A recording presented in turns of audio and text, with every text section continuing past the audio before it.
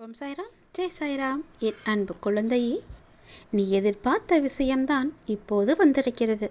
நீ எதை எதிர்பார்த்து காத்திருந்தாயோ, எந்த செய்தி வந்தால் என்னுடைய மனம் நன்றாக இருக்கும், எனக்கு ஒரு புத்துணர்ச்சி கிடைக்கும், என் வாழ்வில் ஒரு நம்பிக்கை பிறக்கும் என்று எதிர்பார்த்து காத்திருந்தாயோ, அந்த விஷயமே இப்போது வந்திருக்கிறது.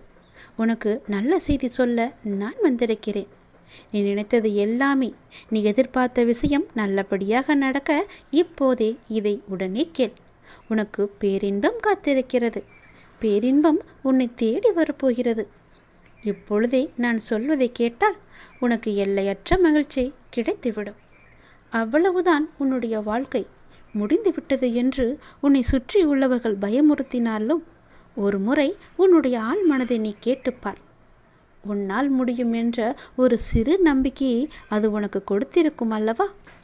அப்படி அது உனக்கு கொடுத்தால் போதும், உன்னால் நிச்சயமாகவே மீண்டு வர முடியும். எப்பேற்பட்ட கவலை வந்தாலும் தூசியை தட்டிவிடுவது போல தட்டிவிட்டு நீ போய்கொண்டே இரு. அதை நீ பத்திரப்படுத்தி வைத்து கொள்ளாதே. எதையும் தட்டிவிட்டால்தான் அது உனக்கு நல்லது. உன்னுடைய கவலைகளை தூரத்திலேயே வைத்துக்கொள், அருகில் நீ வைத்து கொள்ளாதே.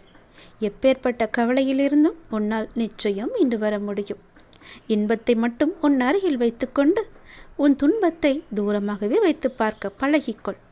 உன்னுடைய மனதில் இதுவரை மற்றவரின் ஆதிக்கம் அதிகமாகவே இருந்தது அல்லவா? இனி உன்னுடைய ஆதிக்கம் ஆரம்பமாக போகிறது.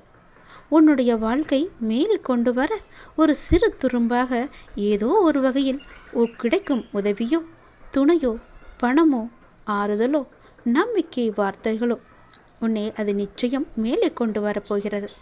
இதில் நான் சொன்ன ஏதாவது ஒரு உதவி உனக்கு நிச்சயம் கிடைக்கும். அது எப்படி வேண்டுமானாலும் இருக்கலாம். தனி ஒருவனாக இருந்தாலும் தன்னம்பிக்கை கொண்டு நீ ஜெயித்து வரப்போகிறாய்.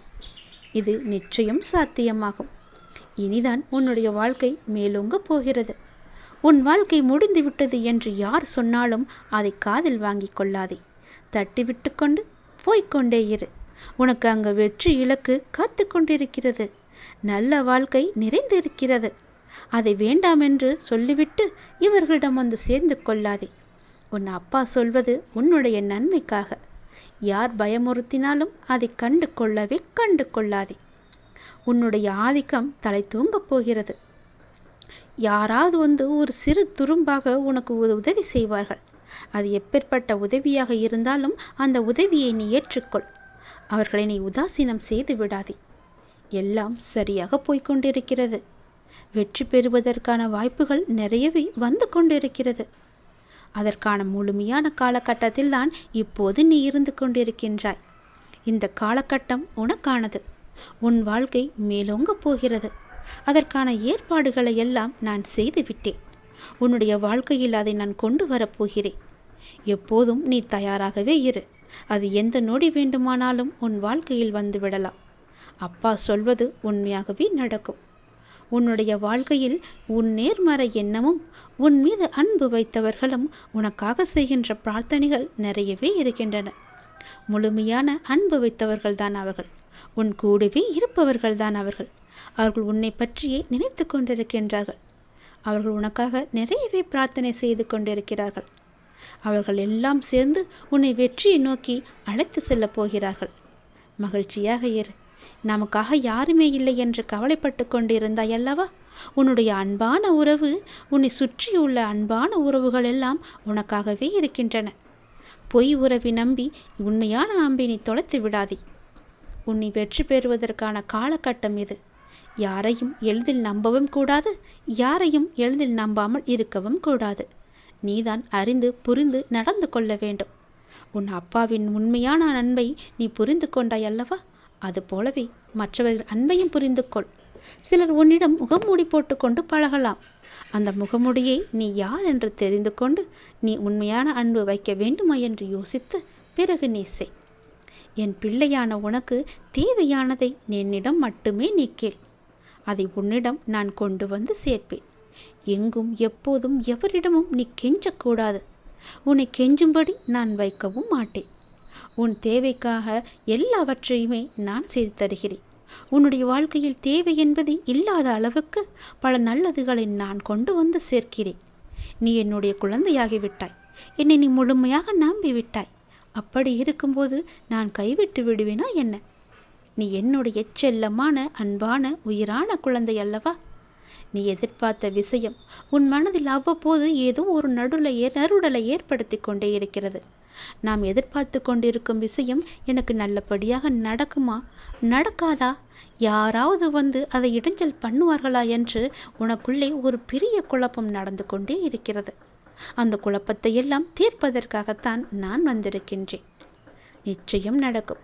உன் வாழ்க்கையில் நீ எதிர்பார்த்தது போலவே உன் வாழ்க்கை நல்லபடியாக அமையும். உனக்கு பேரின்பம் காத்து கொண்டிருக்கிறது என்று சொன்னேன் அல்லவா? அது இன்னும் 2 நாட்கள் தான். 2 நாட்களில் அந்த பேரின்பத்திற்கான முதல் அறிகுறி உன்னை வந்து சேரும். இதை நீ உடனே கேட்டு நான் சொல்வது போலவே செய். எதை பற்றியும் நீ சிந்திக்காதே. ஏனென்றால் நீ என்னை உன்னுடைய அண்ணனாகவோ தந்தையாகவோ தோழனாகவோ பல உறவுகளாகவோ ஒரு நல்ல குருவாக நினைத்து கொண்டிருக்கின்றாய் அல்லவா? முன் ஜென்மத்தில் நீ என் மீது கொண்டிருந்த பாசமும் பக்தியும் தான் உன்னை இப்போதும் என்னுடைய உறவாய் நினைக்க வைக்கின்றது.